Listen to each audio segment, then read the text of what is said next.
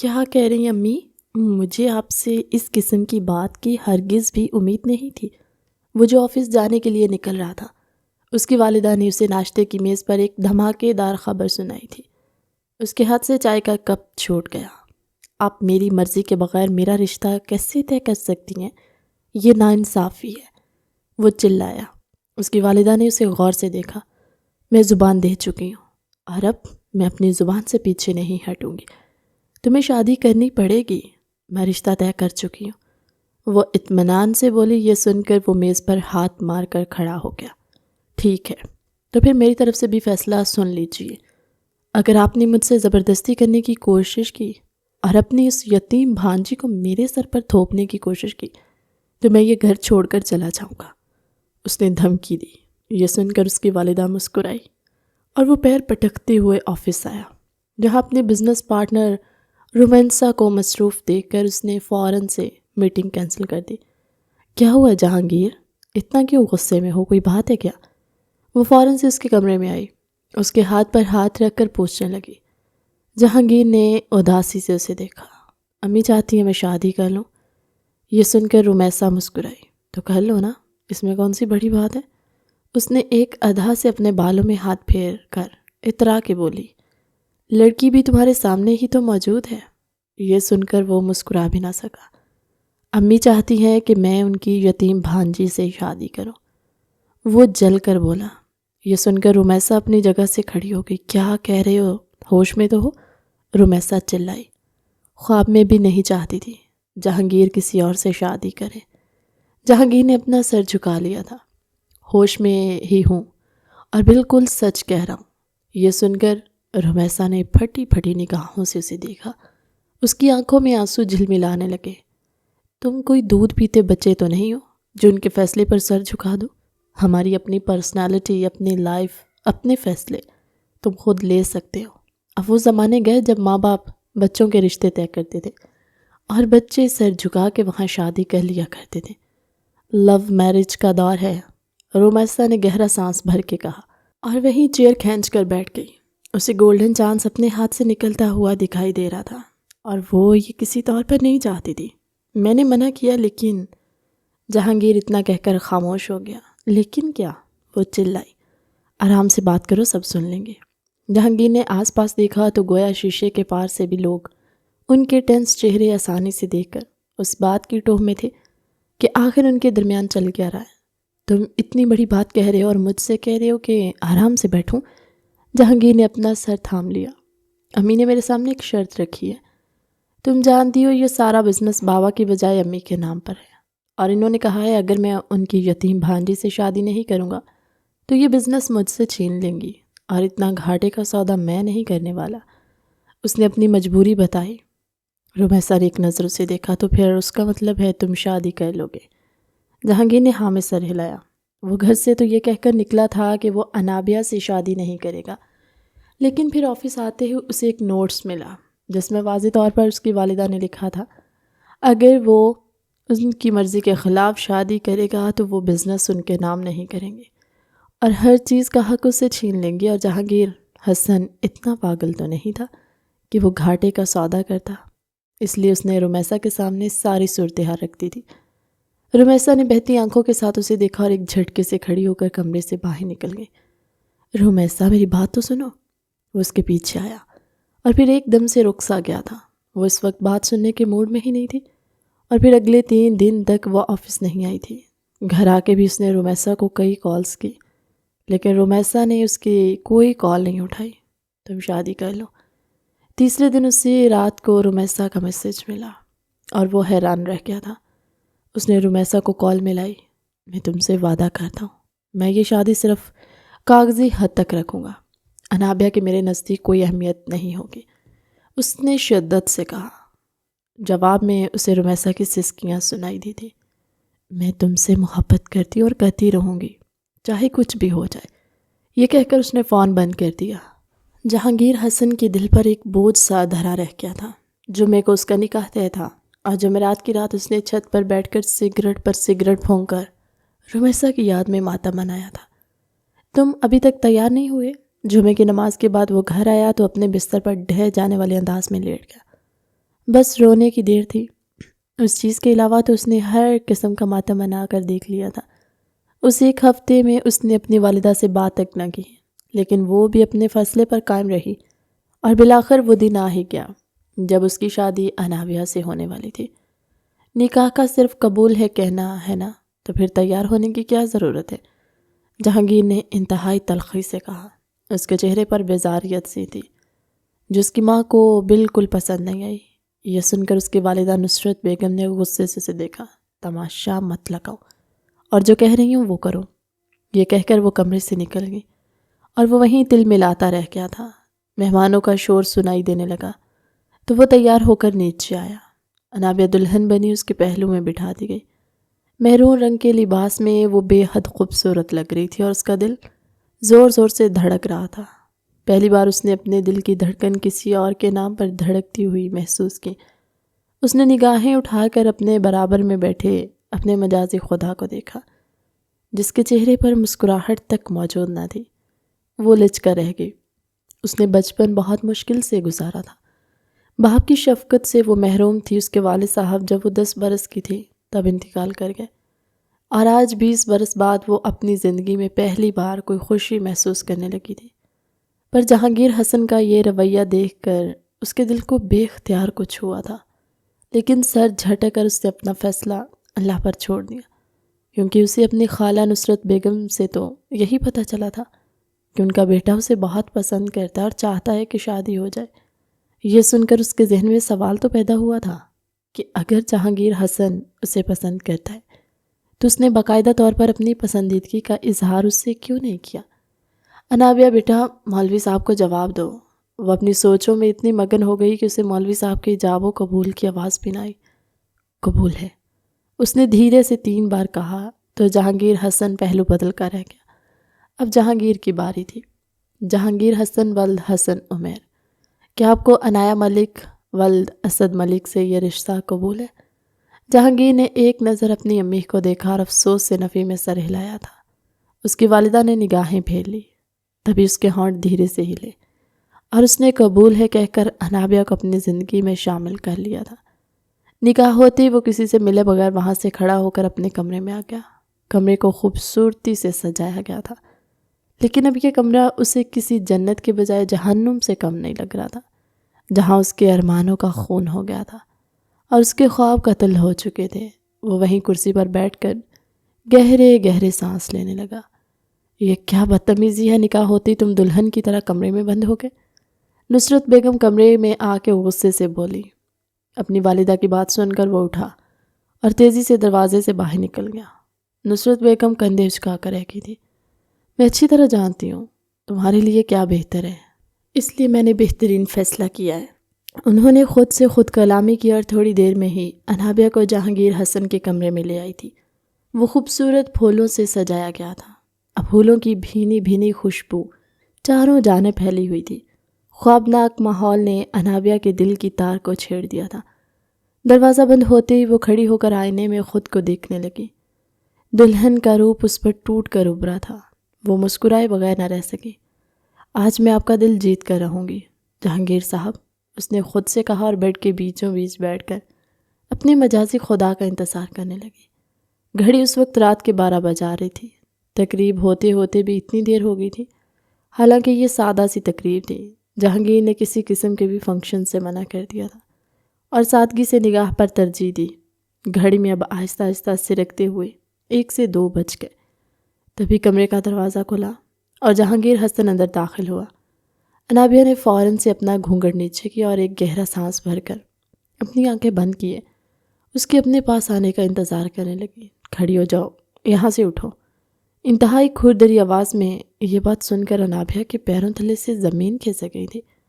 جہانگیر نے اس کے وجود میں کوئی جنبش نہ دیکھی تو آگے بڑھا، اس کا گھونگھٹ زور سے کھینچ کر اتار دیا۔ انابیہ کی آنکھیں پھٹی کی پھٹی رہ گئیں۔ یہ کیا کر رہی ہیں آپ؟ وہ معصوم سی لڑکی اپنے دل ٹوٹ جانے پر اس قدر رنجیدہ تھی کہ اس کے ہونٹوں سے پھنسی پھنسی آواز نکلی۔ بس یہی نکلا تھا، میں تمہیں بتاؤں کہ میں کیا کر رہا ہوں اور تم نے کیا کیا ہے؟ تم زبردستی میری زندگی میں گھس آئی ہو۔ تم میری ماں کی پسند ہو، میں نے انہیں بہت منع کیا تھا، کہ مجھے تم سے شادی نہیں کرنی، لیکن انہوں نے زبردستی کی ہے۔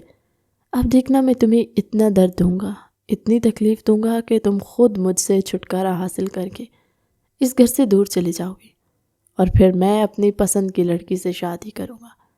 جہانگیر حسن اتنا سستا نہیں ہے کہ اپنی محبت کو آسانی سے بھلا کر تم جیسی 2 ٹکے کی یتیم لڑکی کو اپنی زندگی میں شامل کر لے۔ جہانگیر حسن کے لفظ نہیں غاریں نکل رہے تھے جو انابیہ کے وجود کو جلا کر رکھ رہے تھے۔ اپنے دلہے کے منہ سے یہ سن کر انابیہ منہ پر ہاتھ رکھ کر روتے ہوئے چند قدم دور ہوئی اور دیوار سے جا لگی۔ جہانگیر کو اس کے آنسو اور زیادہ غصہ دلانے لگے۔ وہ تیزی سے آگے بڑھا، ایک ہاتھ دیوار پر رکھ کر دوسرے ہاتھ سے اس کا جبڑا اتنی زور سے دبوچا کہ انابیہ کی چیخ بلند ہوئی، چھوڑ دے مجھے۔ وہ آنکھیں میچ کر درد کی شدت سے رو پڑی تھی۔ اتنی آسانی سے تمہیں نہیں چھوڑوں گا، اتنا درد دوں گا کہ تم مجھ سے پناہ مانگو گی، تم خود اس رشتے سے جان چھڑاؤ گی۔ یہ کہہ کر اس نے ایک جھٹکے سے اس کی کلائی کھینچی تو وہ زور سے زمین پر جا گری، لیکن جہانگیر کا غصہ ٹھنڈا ہونے کا نام ہی نہیں لے رہا تھا۔ اس نے انابیہ کا ہاتھ پکڑا اور اسے تقریباً گھسیٹتے ہوئے کمرے سے باہر نکال کر بالکنی کی طرف دھکا دیا۔ میرے کمرے میں تمہارے لیے کوئی جگہ نہیں ہے، تم آج سے یہیں رہو گے۔ انابیہ کے پورے وجود میں ایک سرد سی لہر دوڑ گئی۔ باہر بہت ٹھنڈ پڑ رہی تھی اور کھلے آسمان تلے بنی بالکنی میں وہ اسے ٹھہرنے کا کہہ رہا تھا۔ جہانگیر پلیز میری بات سنیں۔ وہ روتے ہوئے جیسے ہی آگے آئی تو جہانگیر نے بالکنی کا سلائیڈنگ ڈور کھینچ لیا۔ وہ اسے دیکھ کر رہ گئی تھی۔ اگلے ہی لمحے دوڑ کر شیشے کے دروازے کو بچانے لگی۔ مجھے یہاں سے نکال لیں، میں ٹھنڈ سے مر جاؤں گی۔ اس کا پورا وجود کپ کپانے لگا۔ سردی کی ایک سرد لہر اس کے پورے وجود میں سنسناہٹ سی دوڑا گئی تھی۔ جہانگیر نے تو جیسے اپنے کان ہی لپیٹ لیے اور لائٹ بھی بند کر دی۔ بالکنی میں ویسے بھی اندھیرا تھا، اب تو کمرے کی لائٹ بند ہونے سے اور بھی زیادہ اندھیرا چھا گیا۔ وہ رو رو کر تھک چکی تھی، لیکن جہانگیر نے جیسے کوئی پرواہ ہی نہ کی۔ وہ وہیں بالکنی کے ٹھنڈے فرش پر کپ کپاتے ہوئے بیٹھ گئی اور اپنے بازوؤں سے اپنے جسم کو ڈھانپتے ہوئے ٹھنڈ کم کرنے کی کوشش کرنے لگی۔ اس کا دوپٹہ بھی اندر ہی رہ گیا تھا۔ آنسوؤں کے ایک آنکھ سے ٹوٹ کر گرنے لگے۔ سارے خواب ملیا میٹ ہو گئے تھے۔ وہ خواب جو جہانگیر حسن کے ساتھ ایک خوبصورت زندگی گزارنے کے اس نے ماں اور خالہ دونوں نے مل کر اس کی آنکھوں میں پرو دیے تھے، ان سارے خوابوں کو آگ سے لگ گئی تھی۔ آپ میرے ساتھ ایسا کیسے کر سکتے ہیں؟ میں نے کبھی نہیں سوچا تھا۔ وہ خود سے بولتی شدت سے روتی رہی۔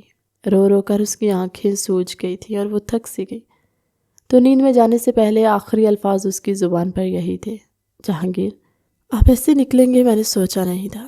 دوسری طرف جہانگیر کمرے میں رومیسا کو کال کیے، اس بات کی یقین دہانی کر رہا تھا کہ وہ اس لڑکی کے قریب بھی نہیں گیا بلکہ اسے کمرے سے نکال دیا، جسے سن کر رومیسا نے کی خوشگواری سے بولی، مجھے تم سے یہی امید تھی، تم نے بہت اچھا کیا۔ رومیسا اسے داد دیے بغیر نہ رہ سکے اور پھر رات کے 3 بجے تک فون پر ایک دوسرے سے محبت بھری گفتگو کرتے رہے۔ وہ یہ بھول گئے تھے کہ ایک وجود کو انہوں نے اپنی محبت کو ثابت کرنے کے لیے ظلم کی بھینٹ چڑھا دیا ہے۔ اگلی صبح سورج کی روشنی جہانگیر کے چہرے پر پڑی تو وہ ایک جھٹکے سے اٹھ بیٹھا۔ تبھی اس کی نظر بالکنی میں اڑے ترچھے لیٹے وجود پر پڑی۔ وہ گھبرا کر فوراً سے اٹھ کر اس کے پاس آیا، اس کا چہرہ تھپ تھپا کر اسے اٹھانے لگا۔ او ہیلو، اٹھو، چلو ڈرامے بند کرو اور اندر آ کر کپڑے بدلو، پھر باہر ناشتے کے لیے چلنا ہے۔ اور ہاں، کسی کو یہ بتانے کی ضرورت نہیں ہے کہ رات کو ہمارے درمیان ہوا کیا ہے۔ وہ جو ایک جھٹکے سے اٹھ بیٹھی تھی، اس کی بات سن کر خالی خالی نگاہوں سے اسے دیکھنے لگی۔ اٹھ بھی جاؤ، اب کیا اس بات کا انتظار کر رہی ہو کہ میں تمہیں گود میں اٹھاؤں گا؟ تو یہ خیال اپنے دل سے نکال دو، سمجھی تم؟ وہ شدید غصے میں کہتا ہوا اسے ہاتھ پکڑ کر گھسیٹ کر کمرے میں لایا، بیڈ پر زور سے دھکا دیا۔ وہ اپنے آنسو پیتی اٹھ کر الماری کی طرف آئی، کپڑے بدل کر ناشتے کے لیے اس کے ساتھ نیچے اتری۔ سیڑھیوں پر ہی اس نے آنکھوں میں سے جتا دیا تھا کہ وہ کسی کو رات کے بارے میں نہیں بتانا۔ وہ سر جھکا کر رہ گئی۔ کیسی ہو بیٹا، ٹھیک ہو نا تم؟ انابیہ کی والدہ اسے گلے مل کر رو پڑی تھی، لیکن انابیہ نے مسکرا کر ان کی طرف دیکھا۔ میں آپ کیوں فکر مند ہوتی ہیں؟ جہانگیر بہت احساس کرنے والے شوہر ہیں، آپ کو فکر کرنے کی ضرورت نہیں ہے، وہ ماں کے گلے کے لگ کر پیار سے بولی۔ چائے کا کپ لبوں تک لے جاتے جہانگیر حسن نے ٹھٹھک کر اس کی یہ بات سنی اور طنزیہ نگاہوں سے اسے دیکھا، گویا کہہ رہا ہو کہ تمہارے یہ حربے ناکام ہوں گے اور تم میری زندگی میں کبھی جگہ نہیں بنا پاؤ گے۔ ناشتہ کرنے کے بعد وہ اپنے کمرے میں آیا تو انابیہ اس کے پاس آئی۔ مجھے آپ سے اجازت لینی ہے۔ یہ سن کر اس نے آئی بروز جھکا کر اسے دیکھا۔ کس بات کی اجازت؟ اور یہ اجازت لینے کے بہانے تم مجھ سے بات کرنے کے بہانے نہ ڈھونڈا کرو۔ کوشش کیا کرو تو میرے سامنے کم ہی ہو۔ اگر میں کمرے میں موجود رہوں تو اپنی شکل کم ہی دکھاؤ، سمجھی تم؟ انابیہ کا دل جیسے کسی نے چیر کر رکھ دیا تھا۔ شادی کے اگلے دن اپنے شوہر کے منہ سے یہ الفاظ سننا کسی عذاب سے کم نہیں۔ ٹھیک ہے، میں کوشش کروں گی، وہ آنسو پی کر بولی، اور وہ یہ بھی بھول گئی کہ وہ کس بات کی اجازت لینے آئی تھی۔ رات کو ان دونوں کا ولیمہ ایک شاندار ہوٹل میں رکھا گیا تھا۔ جہانگیر کے چہرے سے بیزاری ٹپک رہی تھی، لیکن وہ بیزاری انابیہ نے اس وقت خوشی میں بدلتے دیکھی جب سامنے سے آتی لڑکی اپنے ہاتھ میں پھولوں کا بکے اٹھاتے ہوئے اس کی جانب بڑھی تھی۔ بہت مبارک ہو جہانگیر صاحب، رمیسا نے مسکرا کر اسے مبارکباد دی تو جہانگیر جیسے بے چین ہو گیا۔ رمیسا اسے تحفہ دے کر جانے لگی۔ جہانگیر نے اس کا ہاتھ تھام لیا۔ یہ منظر انابیہ نے دیکھا، اس کا دل جیسے ڈوب سا گیا۔ کہاں جا رہی ہو رمیسا؟ یہیں بیٹھو۔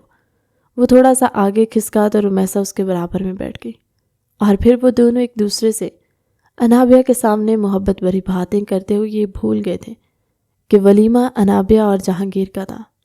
انابیہ کا دل چاہ رہا تھا زمین پھٹی وہ اس میں سما جائے۔ رات کو وہ جیسے ہی کمرے میں داخل ہوا، انابیہ اپنی جگہ سے اٹھی۔ رمیسا کون ہے؟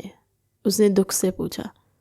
یہ سن کر جہانگیر نے خون خوار نگاہوں سے اسے دیکھا تھا۔ تم کون ہوتی ہو یہ سوال کرنے والی؟ ہاں؟ اس نے آگے بڑھ کر اسے ایک جھٹکے سے اس کے بال اپنی مٹھی میں جکڑ کر زور سے جھٹکا دیا کہ وہ دور جا گری۔ انابیہ کی آنکھوں سے آنسو بہنے لگے تھے۔ خبردار، رمیسا کا نام بھی اپنے منہ سے مت لینا، وہ میری پہلی اور آخری محبت ہے، اور جلد یا بدیر میں اس سے شادی کروں گا۔ تم بس میری ماں کی پسند ہو، اور بہت جلد میں تمہیں طلاق دے دوں گا۔ یہ سن کر وہ تڑپ اٹھی۔ خدا کا واسطہ ہے، اب ایسا مت کیجیے گا۔ وہ اس کے پاؤں پڑ گئی۔ اب جو کہیں گے وہی کروں گی، پر آپ مجھے مت چھوڑیے گا۔ میری امی یہ صدمہ برداشت نہیں کر پائیں گی، میں انہیں کوئی دکھ نہیں دے سکتی، وہ روتے ہوئے کہہ رہی تھی۔ جہانگیر نے اپنا پیر اس کی گرفت سے آزاد کروایا اور زور سے جھٹکا دیا۔ اس کے سر پر جہانگیر کی لات لگی تھی۔ اسے اپنا سر چکراتا ہوا محسوس ہوا، لیکن پھر ہمت کر کے وہیں صوفے پر بیٹھ گئی۔ ہچکیوں سے رونے لگی۔ بہت نیند آ رہی ہے مجھے، اور ایسے میں اگر تمہیں اس طرح رونے کا شغل جاری رکھنا ہے تو تم یہاں سے جا سکتی ہو۔ یہ سن کر اس نے اپنے آنسوں کا گلا گھونٹا اور صوفے پر کروٹ لے کر سونے کی کوشش کرنے لگی۔ جہانگیر حسب معمول شادی کی پہلی رات کی طرح رمیسا سے فون پر محبت بھری گفتگو کر کے اس کے جلے پر نمک چھڑک رہا تھا۔ انابیہ نے کرب سے اپنی آنکھیں بند کی اور دل ہی دل میں اپنے رب سے مخاطب ہوئے، اے میرے رب، مجھ میں صبر انڈھیل دے، میں اپنی ماں کو مزید دکھ نہیں دینا چاہتی۔ اور یہ دعا مانگتے مانگتے کب اس کی آنکھ لگ گئی اسے پتہ ہی نہ چلا۔ اگلی صبح وہ جلدی سے اٹھی اور کچن میں آ کر اس کے لیے ناشتہ بنانے لگی۔ ناشتے کی ٹرے لے کر وہ جیسے کمرے میں آئی تو وہ سو رہا تھا۔ انابیہ نے اس کے کندھے ہلائے تو وہ ایک جھٹکے سے اٹھ بیٹھا۔ ناشتہ کر لیجیے۔ یہ سن کر اس نے غصے میں اس کے ہاتھ سے ٹرے لے کر زمین پر دے ماری۔ گرم چائے الٹ کر انابیہ کے پاؤں پر گری اور ایک زوردار چیخ اس کے منہ سے بلند ہوئی، لیکن جہانگیر نے کسی بات کی پرواہ کیے بغیر واش روم کی طرف قدم بڑھا دیا۔ انابیہ نے ٹرے سمیٹی، اپنے زخم پر خود ہی مرہم رکھا، الماری سے اس کے کپڑے نکال کر استری کرنے لگی۔ جیسے ہی تولیہ لپیٹ کر باہر نکلا، انابیہ نے اس کی شرٹ اس کے حوالے کی۔ اسے دیکھ کر کہا لگا کر ہنس پڑا۔ تمہیں کیا لگتا ہے یہ سارے ڈرامے کر کے تم میرے دل میں جگہ بنا لو گی؟ یہ ناشتہ بنانا، یہ کپڑے استری کرنا، یہ میرا دھیان رکھنا، یاد رکھو تو میرے دل میں نہیں اتر سکتی، کیونکہ میں تم سے محبت نہیں کرتا، اور آئندہ میری کسی چیز کو ہاتھ لگانے کی ضرورت نہیں ہے۔ وہ غصے میں دندناتا ہوا باہر نکل گیا، جبکہ انابیہ وہاں کھڑی آنسو بہاتی رہی۔ تم آج آفس جا رہے ہو؟ اس کی والدہ نے اسے حیرت سے دیکھا۔ ولیمے کے اگلے دن وہ آفس جا رہا تھا۔ جی بالکل، اور انابیہ کو اس پر کوئی اعتراض نہیں ہے، بلکہ انابیہ نے مجھ سے خود کہا ہے کہ اگر مجھے آفس میں کام ہے تو میں جا سکتا ہوں، وہ گھر پر اکیلے گزارا کر لے گی۔ یہ سن کر نصرت بیگم نے تصدیق کے لیے اس کی طرف دیکھا۔ وہ گڑبڑائی۔ جہانگیر حسن نے آنکھیں نکال کر اسے گھورا تو وہ بمشکل مسکرا کر تائید کرنے لگی۔ جی امی، میں نے ہی انہیں کہا ہے، کل سے انہیں بہت زیادہ کلائنٹس کی کال آ رہی ہیں، میں نے کہا آپ جا سکتے ہیں، مجھے کوئی اعتراض نہیں۔ انابیہ نے دل پر پتھر رکھ کر جہانگیر کی طرفداری کی تھی۔ اس کی بات پر نصرت بیگم اور انابیہ کی ماں کو اطمینان ہوا۔ جہانگیر جلدی گھر سے نکل گیا تھا۔ انابیہ کمرے میں آ کر اداسی سے یہ سوچنے لگی کہ زندگی نے اسے کس نہج پر لا کر کھڑا کر دیا۔ تبھی اسے اپنی ساس کی آواز آئی تھی، انابیہ بیٹا، جہانگیر اپنی صحت کا بالکل خیال نہیں رکھتا، تمہیں اس کا دل جیتنا ہے۔ میں چاہتی ہوں اب تم روز اسے کھانا بنا کر آفس میں دے آؤ تاکہ وہ گھر کا بنا کھانا کھائے، ورنہ پھر اس کی طبیعت اکثر خراب ہو جاتی ہے اور وہ میری بات نہیں مانتا۔ تم بیوی ہو، تم اسے قائل کر لو گی۔ یہ سن کر وہ انہیں دیکھ کر رہ گئی تھی۔ وہ کیا بتاتی کہ وہ اسے کیسے قائل کر سکتی ہے؟ وہ تو اسے اپنی زندگی میں کوئی اہمیت ہی نہیں دیتا، اس کی کوئی بات نہیں سنتا، قائل ہونا تو دور کی بات ہے۔ وہ بمشکل مسکرائی اور کچن میں آ کر اس کے لیے کھانا بنانے لگی۔ لنچ ٹائم ہوتے وہ ڈرائیور کے ہمراہ آفس میں پہنچی۔ سیکرٹری نے اسے دیکھ کر سلام کیا تھا۔ کیا آپ بتا سکتی ہیں کہ جہانگیر حسن صاحب کہاں موجود ہے؟ یہ سن کر سیکرٹری چند لمحے کے لیے چپ سی رہ گئی۔ آپ کون ہیں؟ سیکرٹری نے کچھ خیال آنے پر پوچھا۔ انابیہ نے مسکرا کر اسے دیکھا اور کہا، میں ان کی مسز ہوں۔ سیکرٹری نے خوش دلی سے ہاتھ ملایا۔ سر اس وقت لنچ کے لیے میڈم رومیسا کے روم میں گئے ہوئے۔ یہ سن کر اس کے پیروں تلے سے زمین نکل گئی۔ اس کے قدم لڑکھڑائے، لیکن وہ مضبوطی سے آگے بڑھتی رہی، یہاں تک کہ الٹے ہاتھ پر پہلے کمرے کا دروازہ ہلکا سا کھلا دیکھ کر اس نے اندر جھانکا۔ اندر کا منظر دیکھ کر اس کا دل جیسے دھک سے رہ گیا۔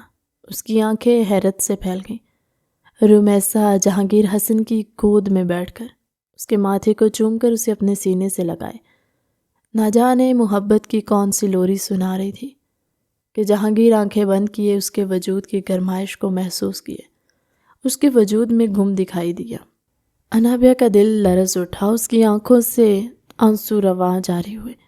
وہ دروازے سے ہٹ گئی اور دیوار سے لگ کر ہچکیوں سے رو پڑی تھی۔ اس نے خود کو سنبھالا اور آنکھوں سے بہتے آنسوؤں کو صاف کر کے دروازے پر دستک دی۔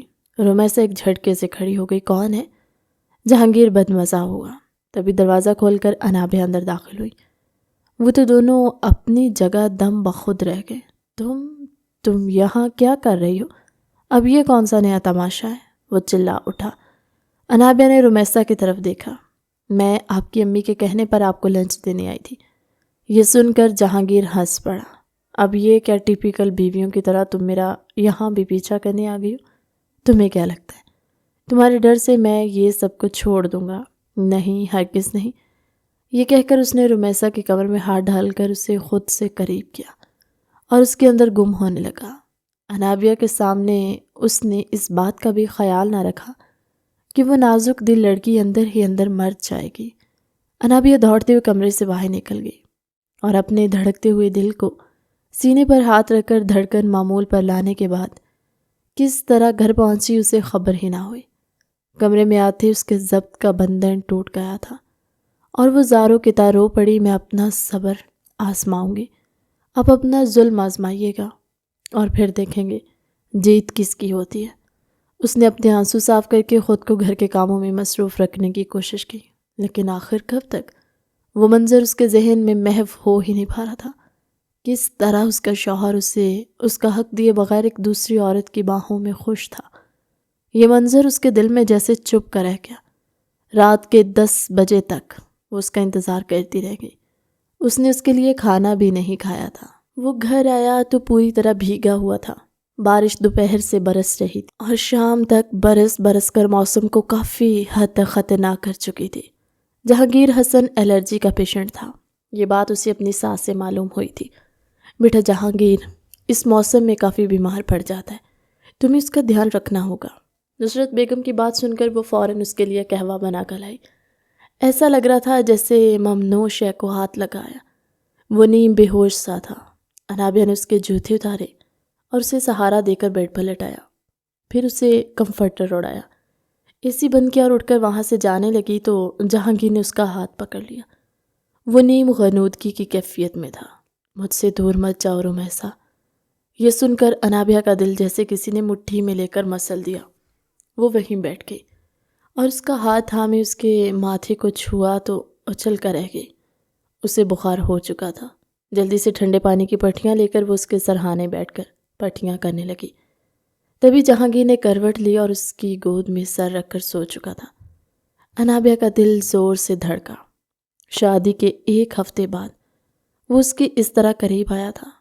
اس کے دل کی دھڑکن تیز ہوئی۔ اس نے اپنے آپ کو آزاد کرنا چاہا، لیکن وہ جہانگیر کی مضبوط باہوں کی گرفت میں تھی۔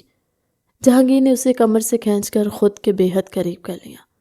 اس کی گردن میں گھس کر نیم بے ہوشی کی حالت میں اسے رمیسا سمجھ کر اس کا حق دینے لگا۔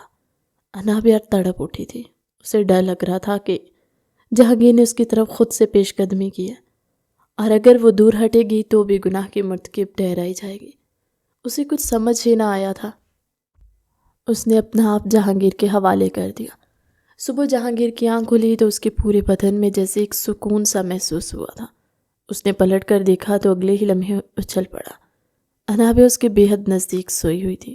یہ کیا بدتمیزی ہے، رات کا فائدہ اٹھا کر تم میرے نزدیک آ گئی۔ جہانگیر نے نفرت امیز نگاہوں سے اسے دیکھ کر کہا تو انابیہ اپنے بال سمیٹ کر وہاں سے کھڑی ہو گئی۔ آج آپ کون سے کپڑے پہنیں گے؟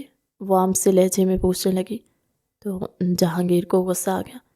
دفع ہو جاؤ یہاں سے، میری نظروں سے دور ہو جاؤ، تمہاری یہ اونچی ہتھکنڈے میں اچھی طرح جانتا ہوں۔ انابیہ نے مسکرا کر اس کی طرف دیکھا۔ کاش میں آپ کو بتا سکتی کہ میں آپ کے نزدیک نہیں آئی تھی، آپ نے خود مجھے اپنے نزدیک۔ اس سے پہلے اس کی بات مکمل ہوتی جہانگیر نے ڈریسنگ پر ہاتھ مار کر ساری چیزیں گرا دیں۔ وہ غصے سے پاگل ہو رہا تھا۔ خاموش ہو جاؤ، خبردار اپنے منہ سے یہ الفاظ بھی مت نکالنا، سمجھی تم؟ میرا تم سے تعلق صرف کاغذ کی حد تک ہے، دفع ہو جائے یہاں سے۔ وہ اس پر غصہ کرتا رہا لیکن انابیہ مطمئن تھی۔ اس کے سارے کام کرتی رہی۔ اس نے اسے ناشتہ بنا کر دیا، اس کے کپڑے استری کیے، کمرے کو سدھارا، اس کی فائل، اس کی گھڑی، اس کا پرفیوم، سب کچھ اس کے آگے رکھ کر وہ کچن میں آ کر مصروف ہو گئی۔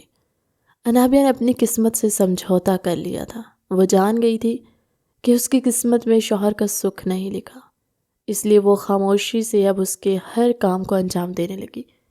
جبکہ جہانگیر حسن کا دل اس قدر سخت ہو چکا تھا کہ وہ اپنی بیوی کو خوش رکھنے کے بجائے اپنی بزنس پارٹنر رمیسا کو آفس میں سارا وقت دیتا اور اسے یہی جتلاتا رہتا کہ وہ اپنی بیوی سے کتنی نفرت کرتا ہے۔ رات کو تھکا ہارا وہ گھر واپس آیا تو اس کے سر میں شدید درد ہو رہا تھا۔ انابیہ کہاں ہو تم؟ پہلی بار اس نے خود سے انابیہ کو مخاطب کیا، لیکن کمرہ بے حد خاموش سا تھا۔ امی یہ انابیہ کہاں ہے؟ اس نے کمرے میں انابیہ کو نہ پا کر نصرت بیگم سے پوچھا۔ اس کی امی کی طبیعت ٹھیک نہیں تھی، وہ صبح ہی چلی گئی۔ کیا مجھے بتایا بھی نہیں؟ اس نے بے اختیار کہا۔ تمہیں بہت فون کیے لیکن تم نے فون نہیں اٹھایا تو میں نے اجازت دے دی، کم از کم اس کا فون تو اٹھا لیا کرو۔ یہ سن کر جہانگیر نے اپنا فون دیکھا تو اس میں انابیہ کے بے شمار مس کالز تھیں اور یہ وہی وقت تھا جب وہ رمیسا کی باہوں میں پگھل رہا تھا۔ عجیب قسم کی شرمندگی نے اسے آ گھیرا۔ کیا اس کی امی کی طبیعت زیادہ خراب ہے؟ نصرت بیگم نے اسے غور سے دیکھا۔ تمہیں معلوم تو ہے تمہاری خالہ کی طبیعت ٹھیک نہیں رہتی۔ انابیہ کے نکاح پر بمشکل 3 دن روکا تھا، پھر واپس چلی گئی۔ یوں نہیں کہ اسے خود چھوڑ آتے کہ وہ وہاں 2-3 دن رہ لے۔ اب جب ان کی طبیعت زیادہ خراب ہوئی ہے تب بھی تم نے فون نہ اٹھایا۔ کس قسم کے غیر ذمہ دار انسان ہو تم؟ انہوں نے اسے سخت سست سنائی تو وہ شرمندہ ہو کر رہ گیا اور کمرے میں آیا۔ کمرے میں بے چینی چھائی ہوئی تھی۔ اسے کمرے میں ایک عجیب سی کمی محسوس ہوئی کہ وہ کمرے میں موجود رہتی تھی، اس سے بات کم کرتی لیکن اس کے سارے کام سر انجام دے دیتی۔ جہانگیر کے سر درد میں اضافہ ہوا تو وہ خود ہی چائے بنانے کے لیے کچن میں آیا۔ انابیہ ہوتی تو مجھے یہاں آنے کی ضرورت ہی نہ پڑتی۔ ملازمہ بھی جا چکی تھی اور اس کی امی اپنے کمرے میں آرام کر رہی تھی، ایسے میں اسے خود ہی چائے بنانی پڑی۔ اسے انابیہ کی شدت سے یاد آئی۔ وہ کتنی خدمت گزار بیوی تھی، کہے بغیر اس کی ہر خواہش صرف پوری کرتی بلکہ اس کی ہر چیز کا خیال بھی رکھتی تھی۔ اور اب 2 دن ہو گئے تھے۔ صبح جب اٹھا تو اسے کپڑے تیار شدہ پہلے سے استری کیے ہوئے ملے تھے۔ انابیہ اس کی ہر چیز کا خیال رکھ کر گئی تھی، اس کی گھڑی، اس کا پرفیوم، اس کی ساری فائلز، یہاں تک کہ پورا کمرہ سلیقہ شعری کی مثال بنا ہوا تھا۔ ملازموں کو بھی ہدایت کی گئی تھی کہ وہ کیسا ناشتہ پسند کرتا ہے۔ چائے میں چینی مناسب مقدار میں موجود تھی۔ وہ اسے یاد کیے بغیر نہ رہ سکا۔ تم نے انابیہ کو فون کیا؟ صبح نصرت بیگم نے آگے جاتے وقت اسے یاد دلایا۔ تب اسے یاد آیا وہ تو اس پر سے بھی گیا گزرا بن چکا تھا۔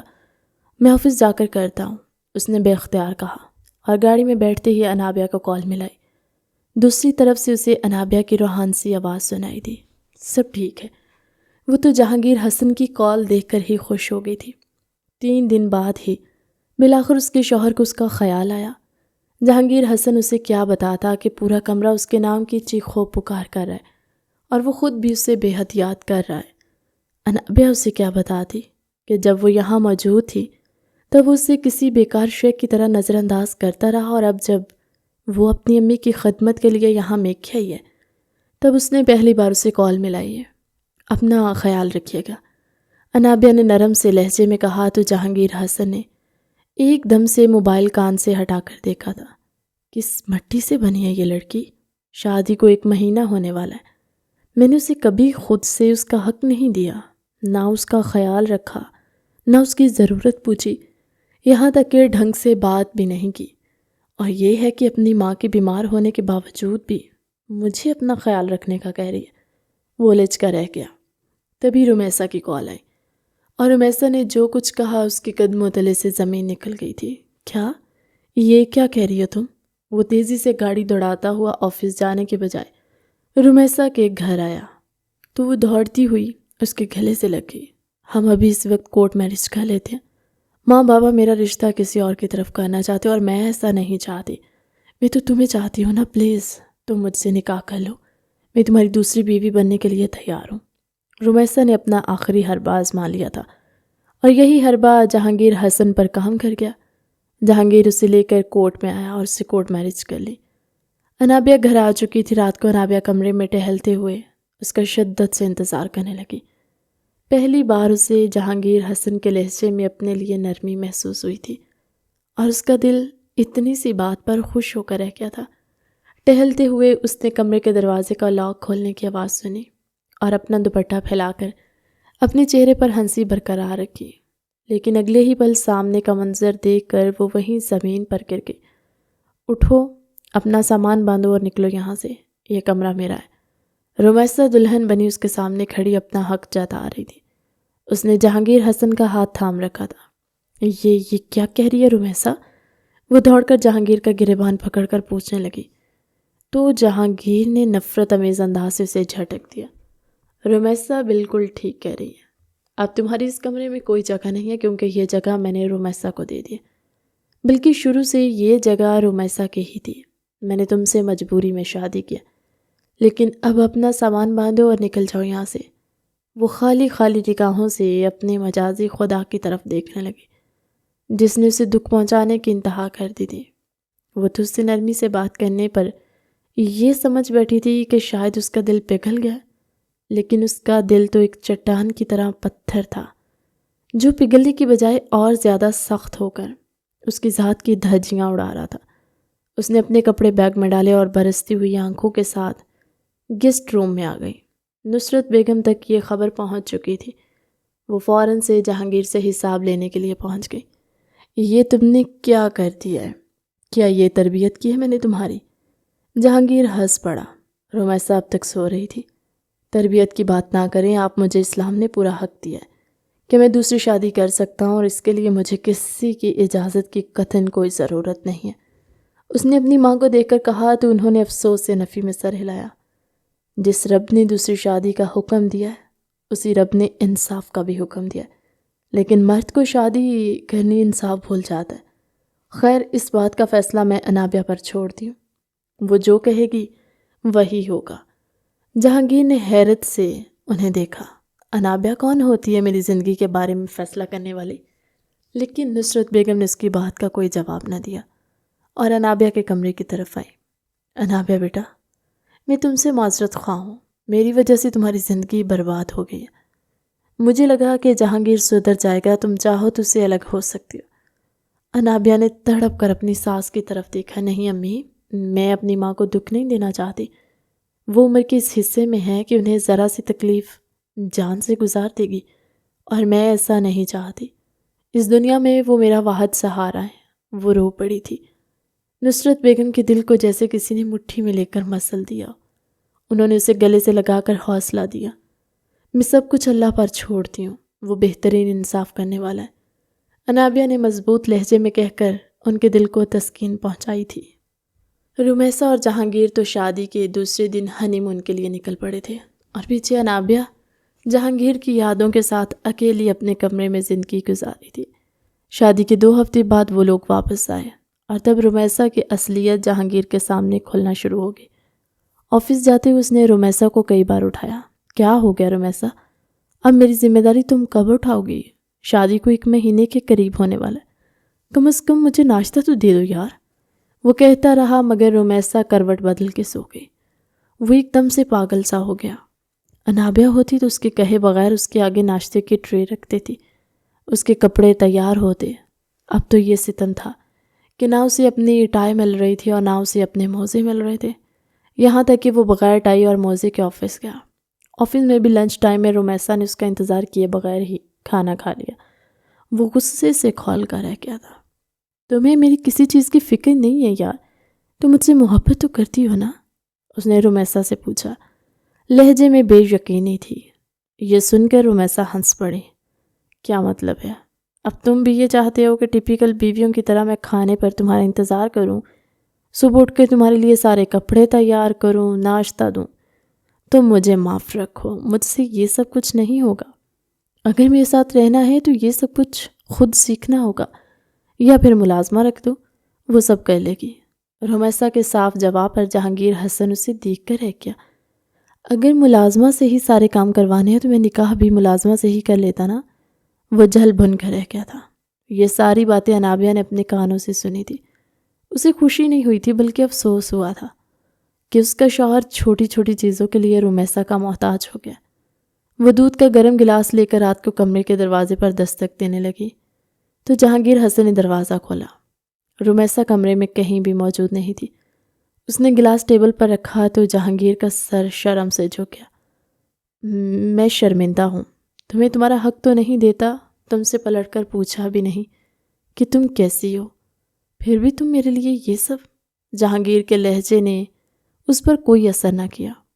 وہ سر جھکا کر واپس پلٹنے ہی والی تھی کہ جہانگیر نے اس کا ہاتھ پکڑ لیا۔ مجھ سے لڑو، مجھ سے شکایت کرو، کم از کم بات تو کرو، تم اتنی خاموش کیوں ہو گئی ہو؟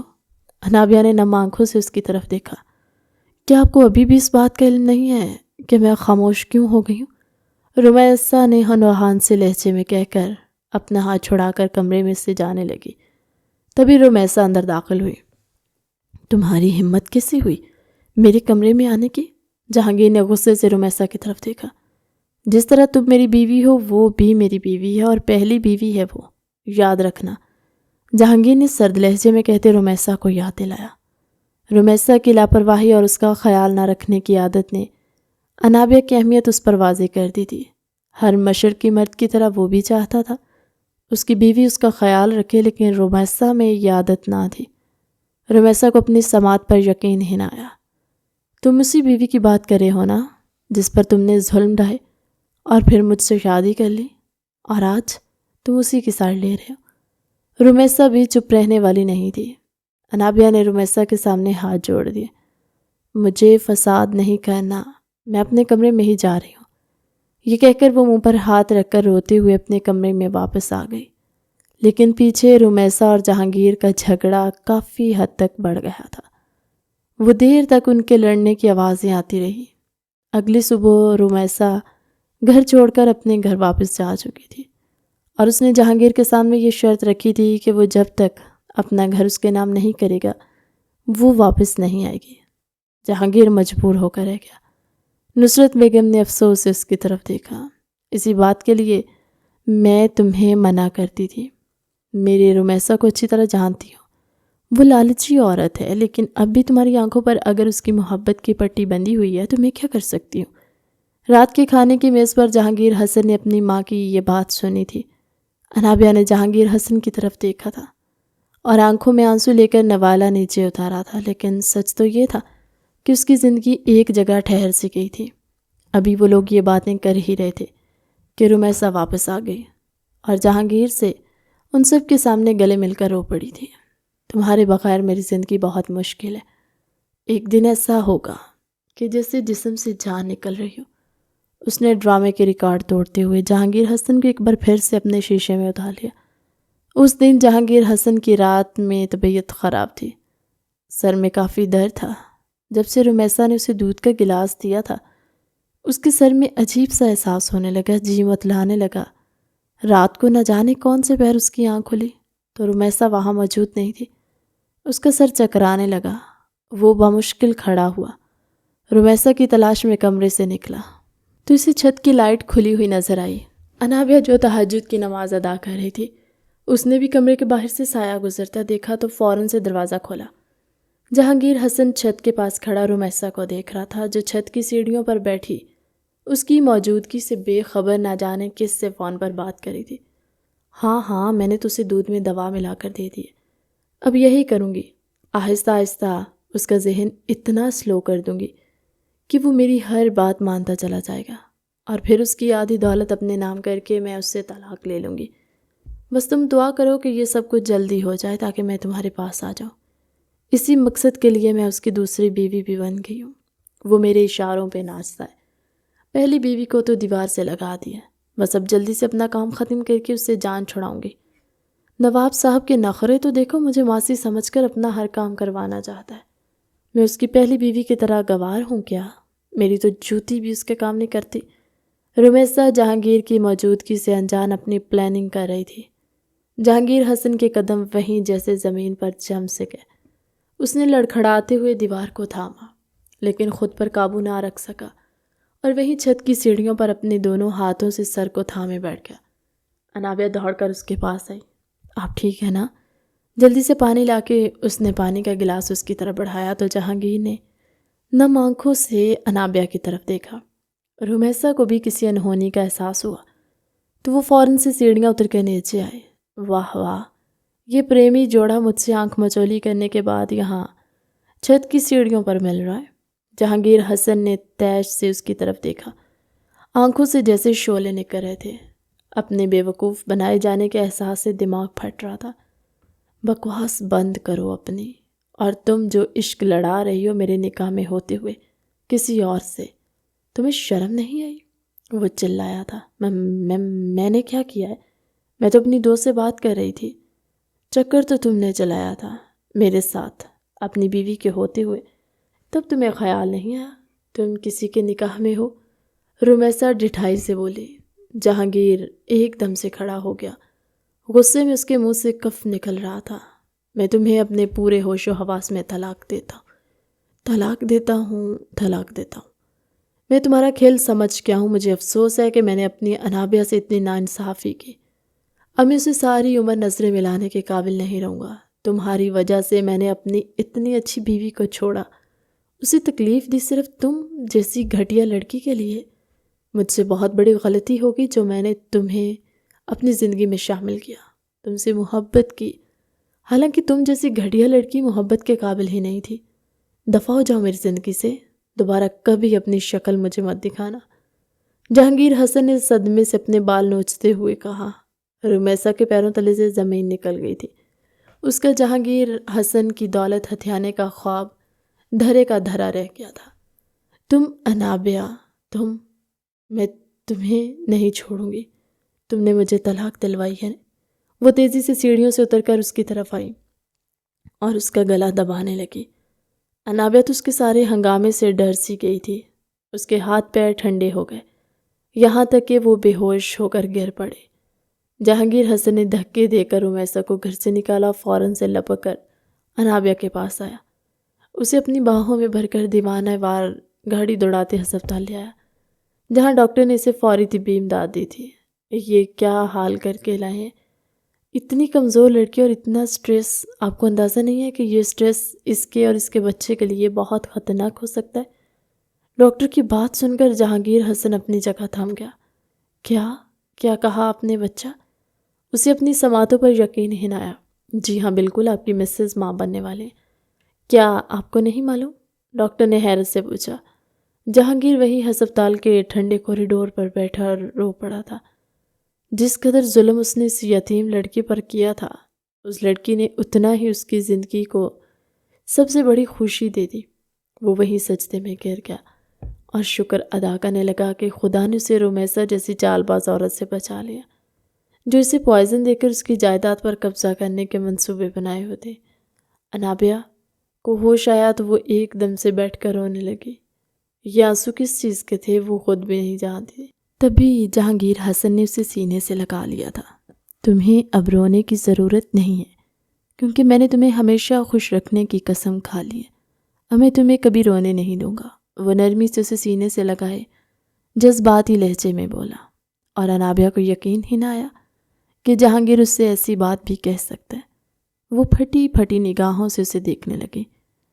ایسے نہ دیکھو جانے من، جانتا ہوں کہ انسانیت کے درجے سے نیچے گر گیا تھا، تم پر ہاتھ اٹھایا، تم پر ظلم کیا، تمہیں تمہارا حق تک نہ دیا، لیکن تم نے مجھے زندگی کی سب سے بڑی خوشی دی ہے۔ اس کا چہرہ اپنے ہاتھوں کے پیالے میں بھر کر چومنے لگا تو انابیہ کی آنکھوں میں آنسو آ گئے۔ تم نے مجھ سے یہ خبر کیوں چھپائی؟ انابیہ رخ پھیر گئی۔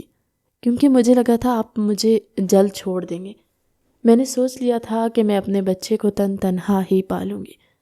جب آپ کے نزدیک میری ہی اہمیت نہیں ہے تو میرے بچے کی کیا ہوگی؟ انابیہ نے انتہائی دکھ سے کہا تو جہانگیر حسن تڑپ گیا۔ اس نے فوراً سے انابیہ کے ہونٹوں پر اپنا ہاتھ رکھ دیا۔ خدا کا واسطہ ہے، مجھے ایسی سزا مت دینا کبھی بھی۔ میں ساری عمر تمہارے قدموں میں گر کر معافی مانگتا رہوں گا، لیکن اب مجھ سے دور جانے کی غلطی مت کہنا۔ میں تمہارے بنا نہیں رہ سکتا، مجھے معاف کر دو۔ میں نے تمہارے اوپر بہت ظلم کیا۔ جہانگیر حسن انابیہ کے سامنے ہاتھ جوڑ کر بولا۔ انابیہ نے پہلی بار اپنے صبر کا اتنا میٹھا پھل دیکھا تھا۔ جہانگیر حسن باقاعدہ طور پر اس کی گود میں سر رکھے روتے ہوئے اپنے گناہوں کا اعتراف کر کے معافی مانگ رہا تھا۔ مجھے معاف کر دو، ورنہ میں ساری عمر بے چین رہوں گا۔ مجھے اس قابل کر دو کہ میں تمہیں اور اپنے بچے کو ایک محفوظ چھت اور بہترین زندگی فراہم کر سکوں۔ انابیہ نے آہستہ سے اپنا ہاتھ اٹھایا اور اس کے بالوں میں پھیرنے لگی۔ جہانگیر کو ایک لمحے کے لیے سکون سا محسوس ہوا۔ اس نے بے اختیار انابیہ کو اپنی باہوں کے حصار میں لیا اور اس کا ماتھا شدت جذبات سے چوم کر اسے تحفظ کا احساس دیا تھا۔ امید کرتی ہوں کہ اب زندگی میں اب کبھی میرا ساتھ نہیں چھوڑیں گے، انابیہ نے آہستہ سے پوچھا۔ جہانگیر نے مسکراتے ہوئے اس کی طرف دیکھا۔ میں ساری زندگی تمہارا احسان مند رہوں گا۔ تمہارے صبر نے ہی رومیسا کی حقیقت مجھ پر کھول دی ہے۔ اگر میں اس کی باتوں میں آ کر تمہیں طلاق دے دیتا تو میں کہیں کا نہ رہتا، برباد ہو جاتا۔ انابیہ نے فوراً سے اس کے لبوں پر ہاتھ رکھا۔ جہانگیر نے اس کے ہاتھوں کو چوم لیا تھا۔ ایسا نہ کہا کریں، میں نہیں چاہتی آپ کے ساتھ کبھی کچھ برا ہو۔ میرے دل میں آپ کے لیے بے پناہ محبت ہے، اور یہ اس دن سے ہی ہے جس دن خدا نے آپ کو میری زندگی میں لکھ دیا۔ وعدہ کریں کہ اب مجھ سے دور نہیں جائیں گے۔ انابیہ نے آہستہ سے وعدہ مانگا۔ جہانگیر نے اس کے دونوں ہاتھوں کو تھام کر اپنی آنکھوں سے لگایا تھا۔ یہ وعدہ رہا کہ اب جب تک زندگی ہے تب تک تمہیں نہیں چھوڑوں گا، اور میں خود کو اپنی بیوی کے لیے اچھا شوہر اور بچے کے لیے اچھا باپ ثابت کر کے رہوں گا۔ میں پوری کوشش کروں گا تم دونوں کو دنیا کی ساری خوشیاں دے سکوں، اور آئندہ تمہیں مجھ سے کوئی شکایت نہ ہوگی۔ حسن نے شدت جذبات سے کہا تو انابیہ کو اس کے لہجے کی سچائی پر یقین آ گیا۔ وہ سمجھ گئی تھی جہانگیر حسن دھوکہ کھا کر واپس لوٹا، دوبارہ چھوڑ کر نہیں جائے گا اور نہ ہی دھوکہ دے گا۔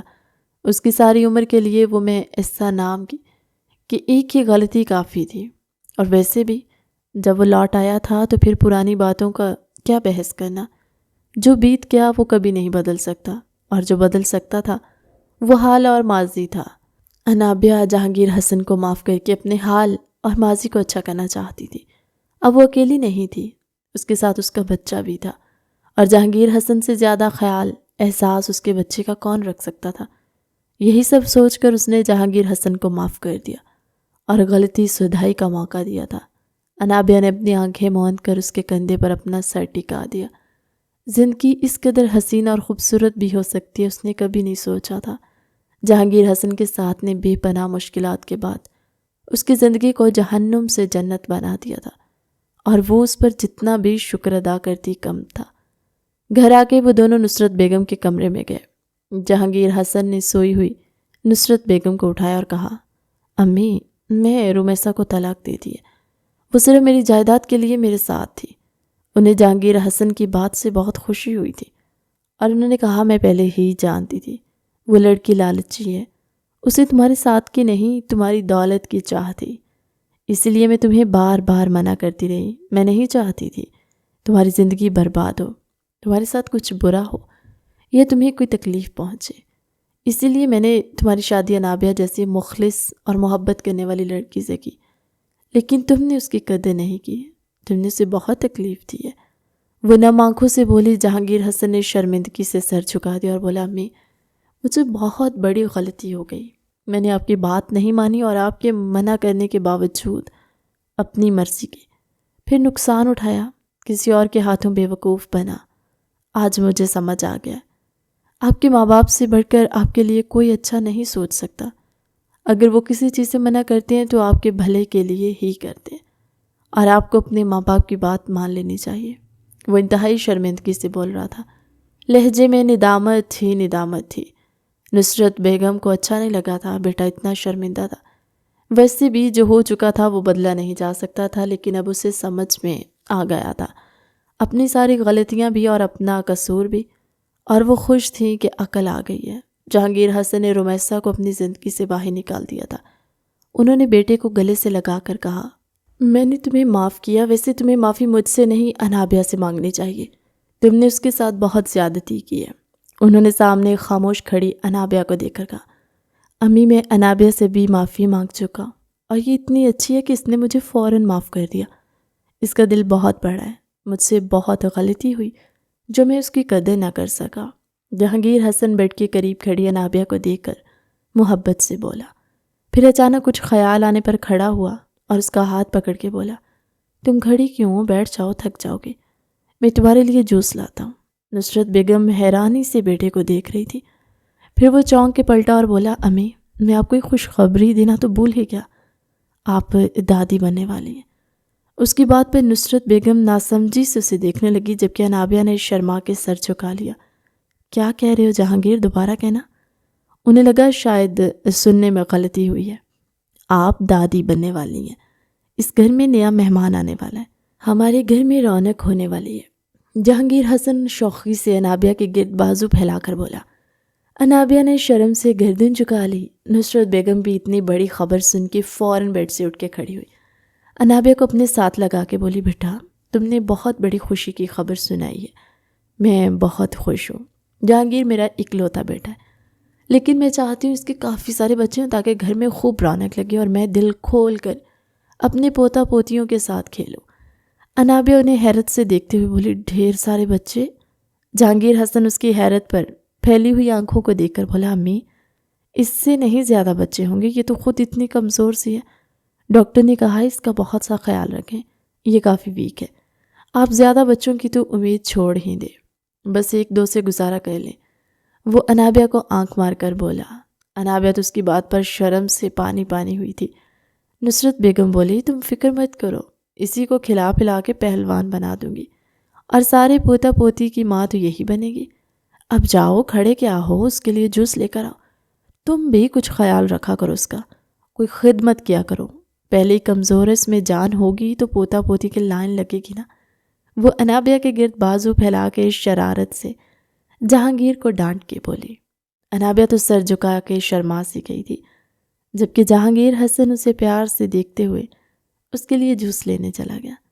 اب اسے اپنی بیوی کی خدمت کرنی تھی، زیادہ سے زیادہ، کیونکہ اسے پتہ تھا میرے منع کرنے کے باوجود یہ میرا خیال رکھتی رہے گی اور اس کی فکر مجھے اور امی کو ہی کرنی ہے۔ وہ مسکراتے ہوئے گلاس میں جوس ڈالنے لگا۔ اتنے بڑے حادثے کے بعد بھی دل و دماغ فریش اور مطمئن سا تھا، کیونکہ وہ باپ بننے والا تھا۔ اس خوشی نے رمیسا اور اس کی بے وفائی کے صدمے کو پیچھے دھکیل دیا تھا۔ اس نے سوچ لیا تھا وہ اب اپنے بیوی بچے کے ساتھ خوش رہے گا۔ جتنی تکلیف اس نے انابیہ کو دی تھی ان سب کا بھرپور ازالہ کرے گا۔ قسمت نے اسے ایک چھوٹے سے امتحان کے بعد دوبارہ سے زندگی کی خوشیاں دی ہیں، اور اب وہ ان خوشیوں کی بھرپور قدر کرے گا۔ کہانی کیسی لگی کمنٹ سیکشن میں اپنی قیمتی رائے کا اظہار ضرور کیجیے۔ ملتے ہیں ایک نئی کہانی کے ساتھ اگلی ویڈیو میں، تب تک کے لیے اللہ حافظ۔